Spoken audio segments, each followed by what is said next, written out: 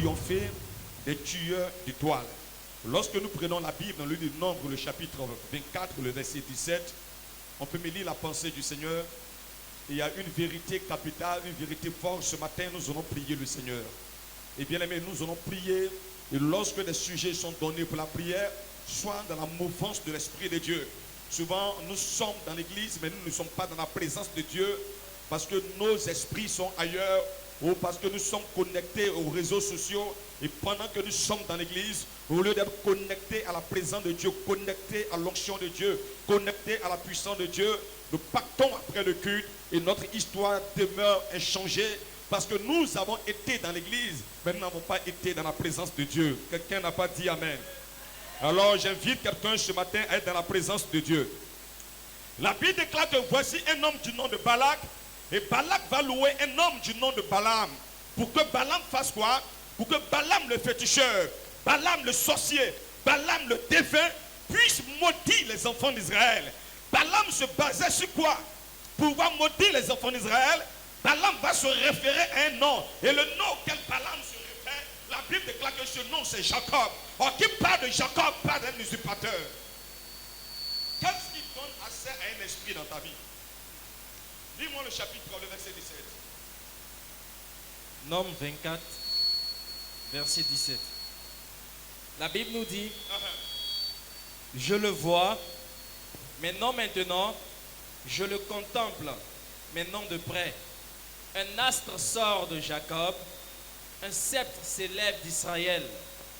Il perce les flancs de Moab et il abat tous les enfants de Seth. La Bible déclare que lorsqu'on eut des territoires habités par leurs ennemis, des territoires hostiles à leur destinée, des territoires hostiles à la grandeur que Dieu a annoncée dans leur vie. Et l'un des territoires qui devait être traversé était contrôlé et habité par un peuple. Et celui qui était à la tête de ce peuple-là s'appelait Balak. La Bible déclare que Balak va faire le déplacement vers un homme du nom de Balaam. Qui est Balaam? Balaam était charlatan. Qui est Balaam? Balaam est un défunt. Balaam est un astrologue. Balaam est quelqu'un qui a la capacité de lire dans les étoiles. Balaam, bien aimé, n'est pas un prophète de Dieu. Balaam n'est pas un sacrificateur. Il n'est non plus un pasteur, ni un apôtre, ni un évangéliste. Mais Balaam est du côté obscur. Et c'est cet homme que Balak ira voir dans le but de faire quoi? De maudire Jacob et sa descendance afin que la malédiction étant sur leur vie, ils soient affaiblis et que le peuple de Balak ait le contrôle sur eux. La Bible déclare que lorsque Balaam va se présenter, les choses ne seront pas comme Balak a voulu. Les choses ne seront pas ainsi. Bien aimé, mais ce qui va beaucoup m'interpeller, c'est qu'au verset 17, la Bible déclare que Balaam dit, et je vois, mais non maintenant. Balaam dit, mais je vois. Mais ce que je vois, ce n'est pas pour l'instant. Ce n'est pas pour maintenant.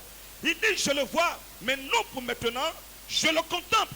Il dit, je vois dans la descendance de Jacob, dans la progéniture de Jacob, dans les enfants, les petits-enfants, arrière-petits-enfants de Jacob, je vois une étoile qui va sortir.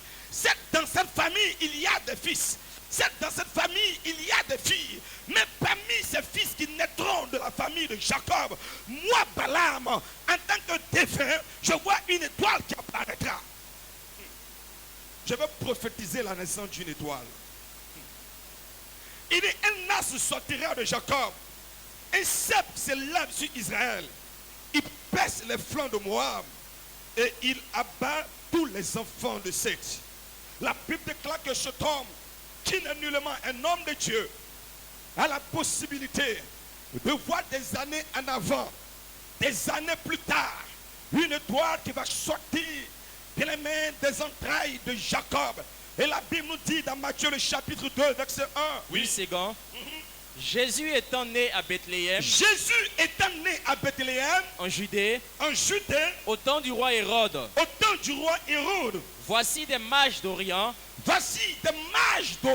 arrivaient à Jérusalem, ils arrivaient à Jérusalem et dirent, où est le roi Où est le roi des Juifs qui vient de naître? des Juifs qui vient de naître? Car Car nous avons vu son étoile nous avons vu son étoile en Orient en Orient. et nous sommes venus pour l'adorer. Alléluia. Bien-aimé, Balaam avait le Christ. Alléluia. Il dit dans ce peuple-là, dans cette nation, je vois une étoile qui va apparaître. Et l'étoile qui va apparaître est une étoile dotée de réaliser de grandes choses. Est une étoile capable de changer de destinée. Une étoile capable de changer de vie. Et voici que dans le livre de Matthieu, la Bible déclare que Jésus-Christ est né à Bethléem en Judée. La Bible déclare qu'il vient au monde pendant le règne d'un roi appelé Hérode. Et lorsque Christ vient au monde, l'étoile de Christ va apparaître. Mais où est-ce que son étoile apparaît? Son étoile apparaît où? En Orient. Et ceux qui vont voir l'étoile de Jésus ne sont pas des sacrificateurs. Ceux qui verront l'étoile de Jésus ne sont pas des prophètes, mais ce sont des mages. Donc, bien aimé, en 1 et 1000 mots, ce sont des magiciens. Est-ce que je peux parler à quelqu'un ce matin? Est-ce que ce matin, bien aimé, je peux parler à quelqu'un? Bien aimé, pourquoi nous parlons de l'étoile? L'étoile contient des données prophétiques. L'étoile contient ton devenir. L'étoile contient ce que tu seras demain. L'étoile contient l'information de ta vie. La Bible déclare que les mages ont dit au roi Hérode, nous avons vu une étoile apparaître à l'Orient. Lorsque nous avons vu l'étoile et que nous avons scruté l'étoile, nous avons vu que l'étoile annonce la naissance d'un roi. Bien aimé, dans l'étoile qui venait d'apparaître, on pouvait savoir que l'étoile qui est apparue, c'est un roi qui est venu au monde. Pourquoi? Parce que l'étoile révèle la destinée d'une personne. Je suis venu, bien aimé, te parler. Avant que tu ne viennes au monde, ton étoile apparaît avant ta naissance. Il dit, je reprends, Jésus étant né à Bethléem, en Judée, au temps du roi Hérode, voici des mages d'Orient. Jésus est né à Bethléem, mais ceux qui viennent vers Jésus ne sont pas de Bethléem, mais ils viennent de l'Orient. Il dit, des mages d'Orient arrivaient à Jérusalem et dit, où est le roi des Juifs qui vient de naître? Où est le roi des Juifs qui vient de naître? Donc l'étoile apparaît. Lorsque l'étoile apparaît, l'étoile annonce la nature de la personne qui naîtra. Quelqu'un me dit amen ce matin. Ce matin, bien aimé, je veux t'amener à saisir un pan de la révélation de Dieu pour booster, bien aimé, ta vie de prière, pour que tu puisses comprendre que plus important n'est pas une prophétie concernant ton voyage, une prophétie concernant ton travail, une prophétie concernant, je ne sais pas, ta destinée, mais mieux est de se lever lorsque la prophétie se lève. Alléluia. Mieux est de se lever dans une vie de prière lorsque une révélation est relâchée sur ta vie. La Bible déclare que, bien aimé, écoute-moi très bien, je veux aller en eau profonde avec toi. Ce n'est pas n'importe qui est venu au monde. Celui qui est venu au monde a été annoncé par l'ange Gabriel. La Bible déclare que l'ange s'est révélé à Marie et l'ange a annoncé sa naissance de manière miraculeuse. Alors lorsque Christ vient au monde, il vient au monde dans une bergerie. Donc il vient au monde là où il y a les animaux, là où il y a les moutons. Donc il vient au monde au milieu des déchets des animaux. Il vient au monde, bien aimé, pas sur un matelas, mais il vient au monde dans des herbes, là où, bien aimé, les bébés peuvent mettre bas. C'est là que Christ est venu au monde. Une véritable étoile n'est pas dans un palais. Une étoile naît dans des lieux sombres. Bien aimé, parce que le ciel dont tu es sorti, ça peut constituer une famille pauvre. Cette famille peut être une famille de misère. Cette famille peut être une famille de malheur. Mais bien aimé, tu es une étoile au milieu de cette famille. Je suis venu parler dans la destinée de quelqu'un. Jésus naît à Bethléem en Judée. Et des mages d'Orient voient son étoile. Il y a des gens qui peuvent scruter l'étoile d'une personne. Avant même que tu ne sois conçu, avant même que tu ne viennes au monde, il y a des gens bien-aimés qui sont animés par des démons, animés par des pensées diaboliques. Ils sont capables de voir la destinée bien-aimée d'un enfant. La femme est enceinte et ils ont vu la destinée. Et quand ils voient la destinée, bien aimé, ils ont la possibilité d'envoûter la grossesse. Et bien aimé, lorsqu'ils envoûtent l'étoile de la personne peut naître avec des infimités. La personne peut naître avec des malformations. Bien aimé, même il peut y avoir des fausses couches. Parce qu'ils ont vu que l'étoile qui va venir au monde est une étoile qui va déranger leur vie. Est une étoile qui va changer l'histoire d'une famille. Et comme ils ne veulent pas que cette famille-là puisse connaître la gloire, ils vont essayer d'étouffer l'étoile qui doit naître. Je veux parler à quelqu'un ce matin et te dire que tu es une étoile. Te dire que tu es une étoile. Et si tu es une étoile, tu dois briller. Tu sais ce qui fait la beauté de la nuit. La nuit en elle-même n'est pas belle. La nuit en elle-même est sombre. La nuit en elle-même n'est pas intéressante. Mais ce qui fait la beauté de la nuit, ce sont les étoiles qui sont suspendues dans le ciel. Tu entres dans des familles qui sont sombres, des familles où il y a un manque de témoignages, des familles où personne n'arrive à avancer parce que Dieu leur a donné une étoile, mais ils ont tué l'étoile qui devait éclairer cette famille. Ils ont tué l'étoile qui devait éclairer la famille. On dit à la maman sorcière, au papa sorcier, on lui dit donne-nous ton fils, mais pas le fils qui est destiné à être vagabond. Pas le fils qui est destiné à ne pas réussir. Mais donne-nous le fils qui est destiné à te faire sortir des problèmes. Le fils qui est destiné à te construire une maison. C'est ce fils-là que tu dois livrer au monde de la sorcellerie. Bien-aimé, le sorcier vise l'étoile de la famille. Si tu as une étoile, ta vie ne sera pas épargnée. Quand tu as une étoile, bien-aimé, tu prends conscience qu'il y a des gens qui ont la capacité de lire dans ton étoile. De lire dans ton étoile, de même que le don de parole de connaissance permet de révéler la vie de quelqu'un. Le féticheur a la possibilité de révéler la destinée d'une personne. La seule chose qu'il ne peut faire, il ne peut apporter la solution. La Bible déclare que Christ vient au monde. Lorsqu'il vient au monde, les mages depuis Orient, les mages se déplacent en chameau. Donc c'est la lenteur. Le temps qu'ils ont mis pour arriver, c'est que l'étoile avait apparu d'abord, avant que Marie ne mette au monde l'enfant. L'étoile apparaît et l'étoile annonce à l'humanité la personne qui va naître. L'étoile apparaît et l'étoile annonce à l'humanité la destinée de la personne qui va naître. Bien aimé, c'est pourquoi je veux te dire, tous ceux qui sont des étoiles, au risque de le répéter, ne naissent pas dans les palais. Tous ceux, bien aimés, qui ont atteint le sommet, tous ceux qui ont réalisé leur destinée, ne sont pas issus, bien aimés, de familles nantis. Va demander à des personnes qui est un homme d'espoir. On dit c'est le meilleur joueur de son temps. Renseigne-toi sur son père. On te dira que son père était pauvre.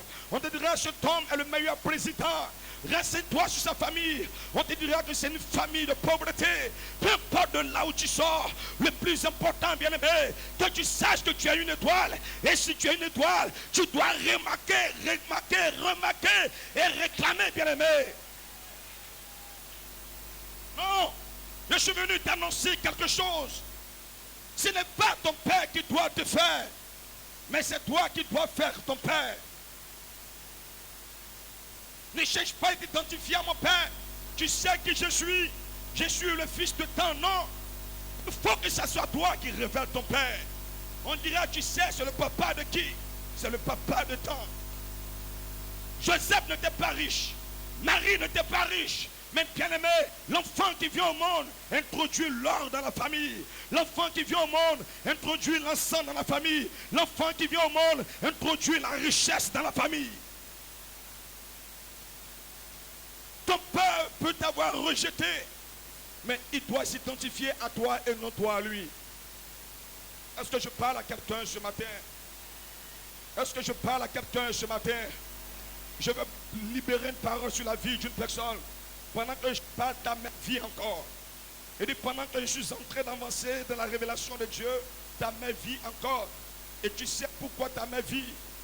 Ta mère vit parce que tu es la personne choisie. pour la neveu de l'opprobre. Elle doit connaître la gloire de Dieu avant de rejoindre le royaume de Dieu. Elle doit connaître la gloire de Dieu avant de se retrouver de l'autre côté. Oh, les beaux jours de ta mère sont liés à ta destinée. Tu es la personne dit par Dieu. Tu es la personne désignée par Dieu. Tu es l'étoile bien-aimée choisie par Dieu. Et l'heure est venue pour toi de briller maintenant. N'est-ce pas la Bible qui déclare dans Ésaïe 60, le verset 1. Il dit, lève-toi, sois éclairé, car ta lumière arrive. Oh. Bien-aimé, dans chaque ciel, il y a des étoiles.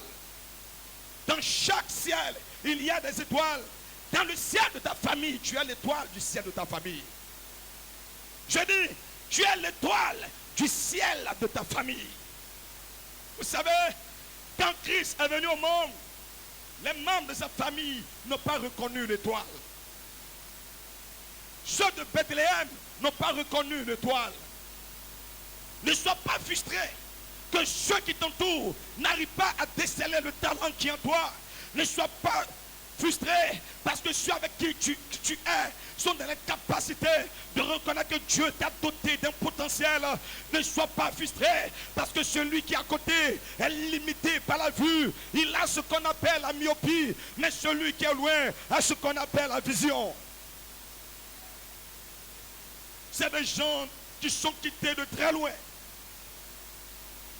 De très loin, qui ont vu son étoile. Et ils ont décidé de se déplacer afin de venir l'adorer. Enfin, de venir l'adorer. Oh, bien-aimé, je veux t'annoncer que tu es une étoile. Oh, tu es une étoile et le roi de l'étoile, c'est de briller. Je dis, l'étoile contient des données prophétiques de ta vie. L'étoile parle de ta destinée. Et c'est pourquoi ce matin, si tu es là et que tu m'écoutes, bien-aimé, tu dois savoir qu'il y a des chasseurs d'étoiles. Il y a des tueurs d'étoiles. Il y a des gens qui sont là pour étouffer des étoiles. Il y a des gens qui sont là pour empêcher les étoiles de briller. La Bible déclare que lorsque Hérode a appris qu'un enfant est venu au monde et que l'enfant qui est venu au monde était un roi, la Bible déclare que Hérode se levait. Et Hérode a décidé de tuer l'étoile qui venait de naître. Hérode a décidé de combattre l'étoile qui venait de naître. Il y a dans ta famille des Hérodes. Et ces Hérodes-là doivent tomber ce matin au nom de Jésus. Je dis, l'Hérode doit tomber au nom de Jésus. Je suis venu bien aimer te dire quelque chose. Aussi longtemps que Hérode est sur le trône, tu ne peux connaître la gloire de Dieu. Aussi longtemps que Hérode est assis sur sa chaise, tu ne peux expérimenter la puissance de Dieu. L'heure est venue pour quelqu'un de se lever enfin du sommeil. L'heure est venue pour quelqu'un de dire trop c'est trop. Bien, mais aussi longtemps que Hérode est en vie, tu seras en exil. Tu es en exil, cela signifie quoi? Tu seras là où Dieu n'a pas voulu que tu sois. Quand Hérode est en vie, la Bible déclare que Dieu dit à Joseph, prends l'enfant et va en Égypte. L'Égypte n'est pas sa terre de destinée. L'Égypte n'est pas le territoire que Dieu a prévu pour lui. Mais à cause de la présence de Hérode, Joseph et Marie sont obligés de prendre l'enfant et de fuir en Égypte. Qui parle de l'Égypte, parle bien aimé de l'hostilité. Qui parle de l'Égypte, parle d'un monde qui est opposé au monde de Dieu.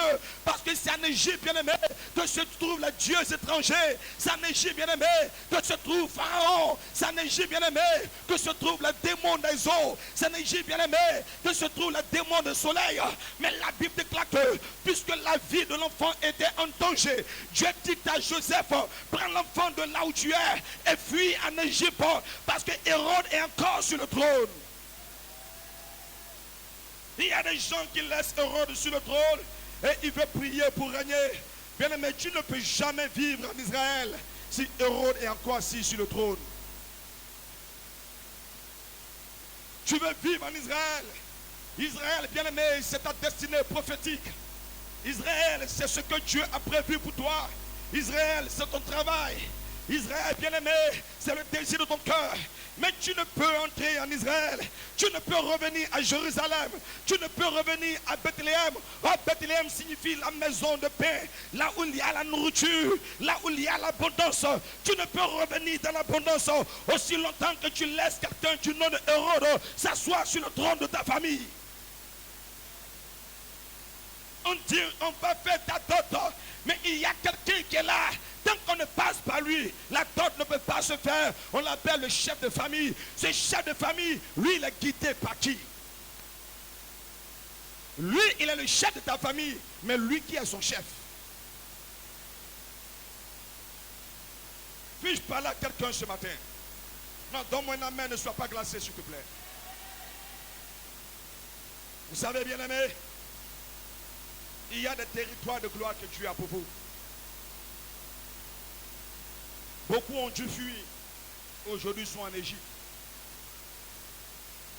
Quand tu es en Égypte, tu es dans la servitude. Pasteur, je travaille, mais je n'arrive pas à réaliser. Bien aimé, tu es en Égypte. Et en Égypte, c'est là où tu fabriques les briques pour donner à Pharaon. D'où toi, tu ne peux habiter la maison. L'Égypte, c'est là où, bien aimé, tu réalises. Mais dont tu ne peux profiter de ce que tu réalises. L'Égypte, c'est là où, bien aimé, quand tu as un concours, tu es à la recherche d'un emploi et tu ne peux obtenir l'emploi. Mais qu'est-ce qui t'a amené en Égypte? C'est parce qu'il y a encore un pharaon qui est assis sur le trône. Je suis venu dire à quelqu'un, ce pharaon peut être ton père biologique, bien aimé, je ne sais pas. Ce pharaon peut être ta mère biologique, je ne sais pas. Ce pharaon peut être un membre de famille, je ne sais pas. Ce pharaon peut être un membre de la communauté, je ne sais pas. Mais ce dont moi je sais, il y a une seule chaise dans la destinée d'une personne. Et si cette chaise, bien aimée, de ta destinée est occupée par quelqu'un d'autre, tu vas t'arrêter tout le long de ta vie. Tu ne pourras jamais t'asseoir. Tu dis je travaille mais je n'ai jamais d'équilibre. Tu dis je travaille mais je n'ai jamais de stabilité. Mais bien aimé, si tu as arrêté pendant longtemps, arrivé à un moment donné, tu auras des douleurs de reins, tu auras des douleurs de hanches, tu vas perdre la stabilité. Tu as besoin de t'asseoir. On s'assoit par, bien aimé, de la stabilité. S'assoit par de l'équilibre. La Bible déclare que Jésus dit, je m'en vais vers mon Père, mais je vais m'asseoir où? Il dit, je vais m'asseoir à la droite de mon Père. Il dit pas, je vais m'arrêter, mais je vais m'asseoir, je vais m'établir, je vais m'introniser à la droite de mon Père. Je vais amener, bien aimé, quelqu'un. Longtemps tu as arrêté et quelqu'un profite de ta position. L'heure est venue pour toi de t'élever et de changer ton histoire. Qui est celui qui a décidé d'assombrir ton étoile? Hérode doit tomber. Hérode doit tomber. Ah. Bien-aimé, une pensée de Dieu montre dans mon esprit. Elle est forte et elle est précise et claire. C'est que tu es une étoile. Quelqu'un n'a pas dit amen ce matin. Alors si tu es une étoile, on ne doit pas te voir sombre. Le rôle de l'étoile, c'est de briller. Il y a des familles qui ne savent pas honorer leur étoile. Bien maintenant, il y a des familles qui ne savent pas honorer leur étoile. Celui qui fait la fierté de la famille, on le vend en sorcellerie. Celle qui fait la fierté de la famille, on brise sa vie. Oh, c'était elle, lorsqu'elle arrivait au village, on pouvait dire, cette famille aussi, ils ont quelqu'un. Quand il arrive, on dit, cette famille aussi, ils ont quelqu'un. Mais il y a, bien aimé, des familles où les étoiles sont dans des cercueils. Il y a des familles où les étoiles sont dans les tombes. Quand tu arrives, on dit le seul directeur est mort. On dit la seule femme mariée de la famille est décédée. Le seul inspecteur de la famille est décédé. Et lorsqu'on rentre dans la famille, tout ce qu'on trouve, c'est des joueurs de ludo, c'est des joueurs de dames. Il n'y a personne capable de relever un défi. Lorsqu'on donne une cotisation dans le village et qu'on dit famille tant, vous devez apporter votre contribution. Il n'y a personne pour relever l'image de la famille parce qu'ils ont tout avalé. Est-ce que c'est ce que tu veux? Non. Tu rentres dans les cours, tu rentres dans la maison, c'est tellement sombre que tu demandes mais où est la lumière? Où est la lumière? Le monsieur, il a eu 18 enfants. Les 18 enfants ont réussi. Mais il les a étouffés un par un. Et c'est à ce monsieur que tu me demandes, moi, de venir dire Jacob. Mais tu le vois misérable sur la terre des hommes. Mais c'est un Richard dans le monde de la sorcellerie. Comment vouloir, bien-aimé, avoir de la compassion pour quelqu'un, bien-aimé, qui lui-même s'est rendu misérable parce que Dieu lui a donné des étoiles. Mais il a refusé que ces étoiles brillent. Et il a décidé d'assombrir ces étoiles. C'est à cet homme que tu me demandes d'aller dire, Jacob, bien-aimé. Et non. Tu ne peux comprendre que la seule personne capable de scolariser ses frères, capable de scolariser ses soeurs, capable d'aider le père, capable d'aider la mère, la seule personne que lorsqu'on dit c'est fête de mère qui t'apporte des cadeaux, on dit cette personne a fait un accident et est mort. Bien-aimé, je te parle de te lever. Lorsque tu es une étoile, ta vie est convoitée. Ton propre père peut te livrer. S'il est de l'autre monde, il est capable de te livrer. Si il appartient à l'autre monde, alors si tu n'es pas une étoile, tu peux rester tranquille. Mais je sais que tu es une étoile et tu dois briller. Je dis, je sais que tu es une étoile et tu dois briller. On me prépare le psaume 147, le verset 3. Quelqu'un doit briller ce matin. Tous ceux bien-aimés qui sont les poursuivants de ton étoile, les poursuivants de ta destinée, ce matin, tombe au nom de Jésus. Je dis tombe au nom de Jésus. Vous savez, il y a un verset de la Bible qui me fait plaisir. Je crois que c'est Ésaïe le chapitre 6. L'année de la mort du roi Osias, je vis le Seigneur assis.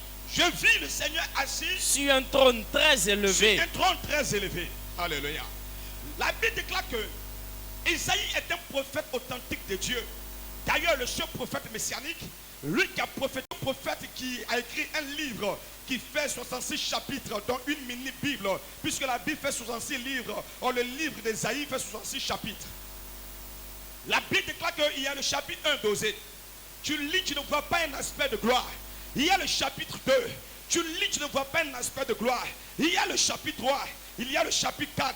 Il y a le chapitre 5. Tu lis, tu ne vois pas un aspect de gloire. Mais la Bible déclare dans le chapitre 6. Il dit l'année où Osias est mort. L'année où Osias est mort. Il dit je vis quoi? Il dit je vis le Seigneur, n'est-ce pas? Donc bien aimé, il fallait que Osias meure pour que Ésaïe puisse entrer dans la gloire de Dieu. Il est important que Osias tombe. Tant que Osias a encore le souffle de vie, tant que Osias a la capacité de respirer, tant que Osias a la capacité de marcher, Ésaïe, tu es prophète de Dieu, nous sommes d'accord. Mais Ésaïe, tu vas mener une vie de médiocrité, tu vas mener une vie de douleur, tu vas mener une vie de pleurs. Parce que Ésaïe, il y a quelqu'un qui est en train d'assombrir ton étoile. La Bible déclare que Dieu se révèle à Joseph et à Marie. Et Dieu l'a dit, retournez à Bethléem car Hérode est mort. Retournez à Bethléem, à la maison de paix, à la maison de l'abondance, à la maison de joie, parce que Hérode est mort. Donc bien aimé, tu ne peux entrer dans la maison de l'abondance. La Bible dit, peux-tu entrer dans la maison d'un homme fort? Piller c'est bien, sans avoir auparavant lié l'homme fort. La Bible déclare que le diable dit à Jésus, il dit s'il te plaît, tu peux te prosterner pour m'adorer, parce que le monde que tu vois, cela m'a été donné. Donc tu te prosternes, tu m'adores, je te donne une villa. Tu te prosternes, tu m'adores, je mets des milliards dans ton compte. Tu te prosternes, tu m'adores, je te donne ceci. Et le Christ lui dit, cela est impossible. Arrête de moi, Satan. Bien aimé, je veux t'amener à comprendre quelque chose. La Bible déclare que tu ne peux entrer dans la maison d'un homme fort. Tu es né dans une famille. Tu ne peux réussir dans cette famille. Tu ne peux percer dans cette famille. Tant que l'homme fort de ta famille, bien-aimé, n'est pas lié, tant que l'homme fort de ta famille ne tombe pas, tant que l'homme fort de ta famille ne meurt pas, bien-aimé, tu peux appartenir à cette famille et tu vas voir ta vie, bien-aimé, qui n'avance pas. Parce que quelque part, cet homme-là a la capacité d'assombrir ton étoile. Il y a des étoiles qui sont attachées au village. Tu es à Paris. Mais ton étoile est liée au campement. Quand tu dors, quand tu fais des rêves, tu es toujours au campement. Tu es à Abidjan. Quand tu dors, tu fais des rêves, tu es toujours au campement. Ou tu es toujours dans un uniforme kaki à l'école primaire, je ne sais pas, EPP quoi. Pourquoi? Parce que lorsque tu étais dans ton EPP 1 ou ton EPP, je ne sais pas quoi, là-bas, un travail a été fait sur ta destinée. Ils ont attaché ton étoile là-bas. Donc bien aimé, tu penses que tu es en train d'évoluer. Mais à la vérité, il y a une corde qui te lie à un lieu. C'est parce que la corde n'est pas encore tendue que tu penses que tu avances. Mais lorsque la corde sera tendue, fait que la corde qu'ils ont pris pour t'attacher fait 500 km. Donc taille que tu n'as pas encore atteint les 500 km, tu peux encore avancer. Mais quand tu vas atteindre les 500 km, tu fais tout, tu ne bouges pas. Voici bonheur, te voici. Tu ne vois pas. On dit échec au seuil du miracle. Voici là, je te dis, je ne comprends pas. Je sens que, mais je ne comprends pas parce que je ne comprends pas. Mais je sens, mais le code là est attendu. Bartimée, et puis on le déposait au bord pour qu'il puisse mendier son pain. Et c'était la vie de Bartimée ça. Bartimée, lui, il doit mendier avant de manger. Bartimée, lui, il doit dépendre des autres. Bartimée, lui, là, il doit dépendre. Bartimée, toi, tu ne peux pas être autonome. C'est à ça que nous, on t'a réduit. Autonomie, là, toi, non, tu veux me parler de quoi? Toi, non, Bartimée, non. Bartimée, tant que moi, je ne t'envoie pas pour dire tu peux garder la monnaie, tu ne veux pas avoir l'argent dans ta poche. Tu dis, tonton, donne-moi un travail. Il dit, non, viens chaque matin, il faut laver mon véhicule. Et puis, tu finis, bon, quand tu finis, bon, tiens les 25 là, tiens. Le tonton, il a des possibilités de te caser. Mais bien aimé, l'âme n'est pas le plus important. Parce que ça, c'est une bénédiction que je n'aime pas. J'appelle cela des miracles mouillés. Oh, le miracle de Dieu est un miracle sec. Ah, quelqu'un n'a pas dit amen. Ah. La Bible déclare que lorsque Jésus se présente à la piscine de Bethesda, il trouve un homme qui était malade depuis 38 ans. Alors Christ lui dit, veux-tu être guéri? Il dit à Jésus, je n'ai personne pour me jeter dans l'eau lorsque l'eau est agitée. Je n'ai personne pour me jeter dans le concours lorsque le concours est lancé. Je veux bien le concours de police, je veux bien le concours de gendarmerie, je veux bien l'INFAC, je veux bien telle chose. Mais il dit, je n'ai personne, je n'ai pas d'oncle, je n'ai pas de père, je n'ai pas de parents pour me jeter dans la chose. Pas que je suis une femme paresseuse, je veux bien entreprendre, j'ai l'envie de faire le commerce, mais je n'ai personne pour me jeter lorsque l'eau est agitée. Et Jésus lui dit, prends ton lit et marche, parce que ton miracle ne dépend pas de l'eau, mais ton miracle dépend de moi. Il dit, s'il n'y a personne pour te soulever et te jeter dans l'eau, dans le miracle mouillé, il dit, prends ton lit et puis marche. Toi, ton pied ne va pas toucher l'eau. Parce que je n'ai personne dans ma famille. C'est un miracle sec. Quand tu marches, personne ne peut se frapper la poitrine pour dire, si aujourd'hui il est fonctionnaire d'État, si aujourd'hui il est fonctionnaire international, c'est grâce à moi. Personne, toute la gloire revient à Dieu. Parce que c'est un miracle mouillé. Alléluia. Quelqu'un me dit amen. Bien aimé, vous savez, l'étoile est liée à votre nom. Ou le nom que tu portes doit être le nom de ton